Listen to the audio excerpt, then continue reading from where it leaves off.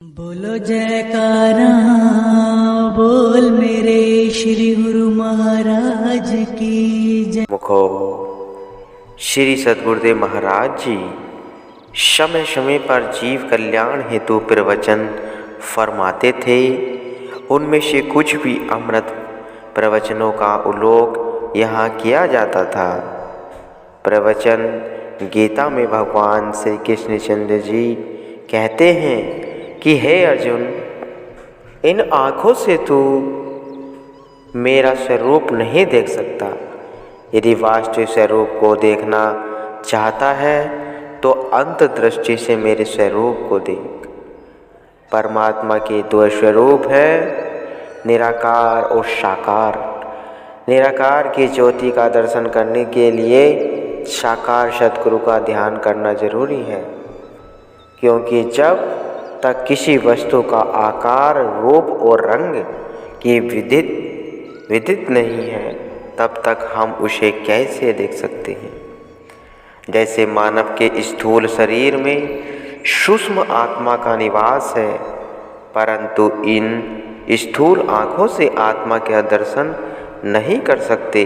फिर भी आत्मा दर्शन के लिए इन्हीं स्थूल आँखों से विवेक की सूक्ष्म आँखें खोल सकते हैं। बाहरी जगत सत्ता से जाकर सद्गुरु के रूप में अर्थात स्थूल देह को इसलिए धारण करते हैं कि इस स्थूल रूप की ज्योति के ध्यान से सूक्ष्म ज्योति को भी देखा जा सके। जब सद्गुरु के स्थूल रूप की पावन ज्योति हृदय में जग जाती है तो परमात्मा की ज्योति के भी दर्शन हो जाते हैं।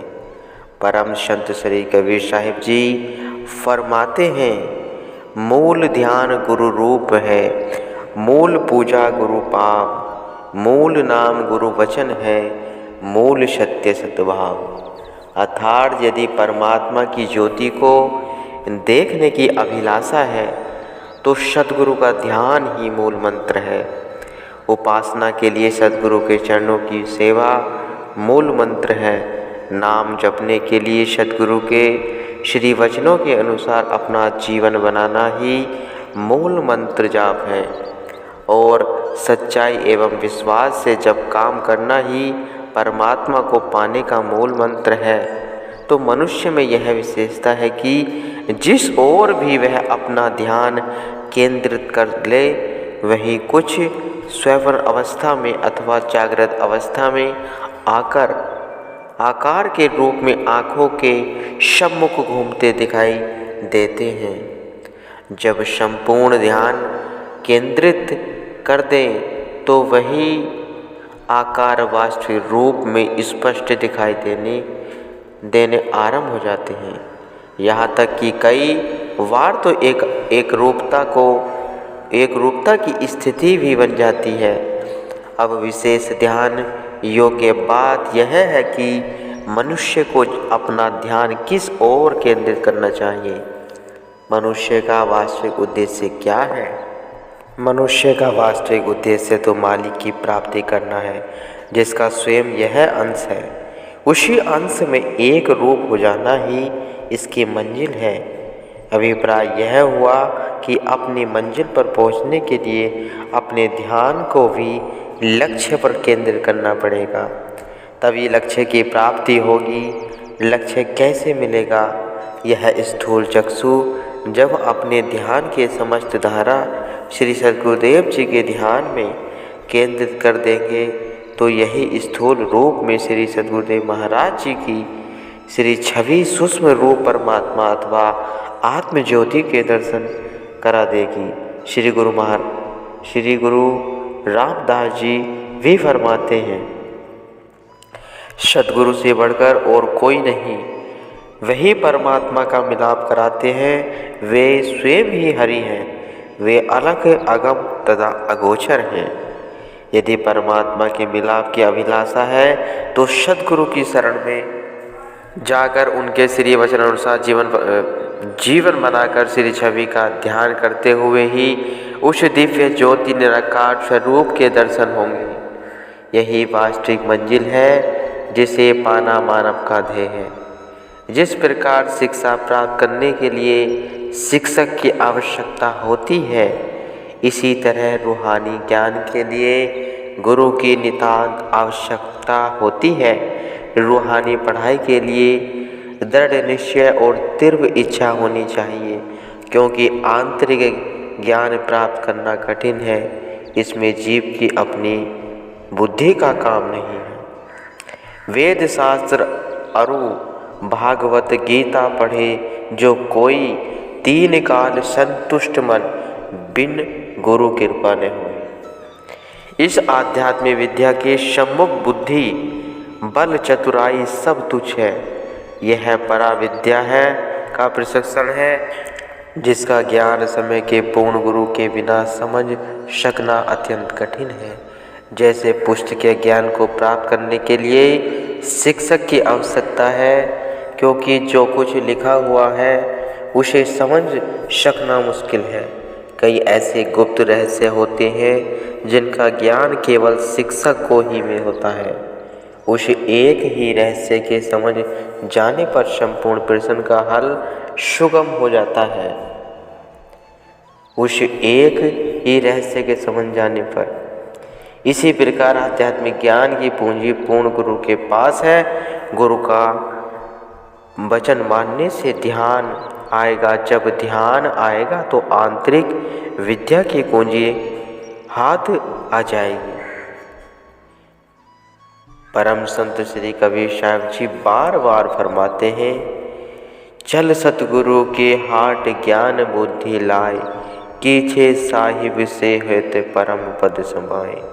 सदगुरु सब कुछ दीना, देत कछु न रहो, हमाही अभाग्नीय नारी, सुखम तज दुख लाओ। आध्यात्मिक ज्ञान सतगुरु के द्वार से ही मिलेगा। गुरु से नेह लगाकर परम पद की प्राप्ति होती है। शिष्य जब सतगुरु के अर्पण तन मन धन कर देता है, सतगुरु के अर्पण तन मन धन कर देता है, तो सतगुरु भी उसको समस्त संप्रदाय प्रदान कर देते हैं। परंतु जिन्होंने श्रुति का संबंध सतगुरु के ध्यान से नहीं जोड़ा, वे सुख प्राप्त करने के स्थान पर दुख उठाते हैं। सोचने का विषय है कि लौकिक शिक्षा को ग्रहण करने के लिए कितनी कठिनाइयों का सामना करना पड़ता है। नित्य नियम से पाठशाला में जाना, आध्यात्मिक आदेश अनुसार जीवन बनाना, विद्या प्राप्ति के लिए सुख आराम को न्योछावर करना पड़ता है, तब कहीं वह लौकिक शिक्षा को ग्रहण करने का अधिकारी बनता है।